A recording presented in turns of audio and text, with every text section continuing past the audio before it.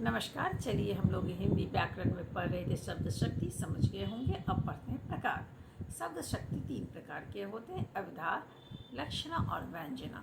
अविधा जो मुख्य अर्थ देता है, जैसे क्या भोजन मिलेगा, मतलब साफ है भोजन चाहिए, या सीधा भी कहते हैं कि भोजन दीजिए, या बच्चा खेल रहा है, खा रहा है, जा रहा है। ये सामान्य जो अर्थ मुख्य अर्थ दे रहा है, ये आपका हो गया अविधा।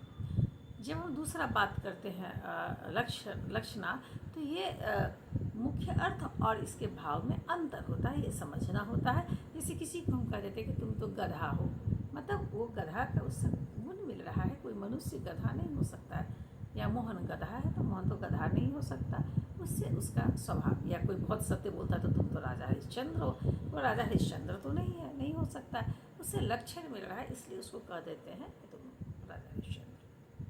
वैसे ही चलते हैं, तीसरा समझते हैं व्यंजना। व्यंजना व्यंग का अर्थ होता है, व्यंग के लिए प्रयोग करते हैं, उसमें आपको समझना होता है, इसलिए वह मुख्य अर्थ ना देकर व्यंग से आपको समझना पड़ेगा। जैसे देखिए, हमने कह दिया कि अभी सुबह के 7 बज गए, तो सुबह के 7 बज गए, सुबह के 7 बज गए मतलब जितनी अपेक्षाएं थी घर में वो पूरी होनी चाहिए। बच्चों के स्कूल के लिए तैयार हो जाना चाहिए, या नाश्ता बन जाना चाहिए, या किचन की चाय बन जानी चाहिए। बहुत सारे अर्थ निकल कर आते हैं इसको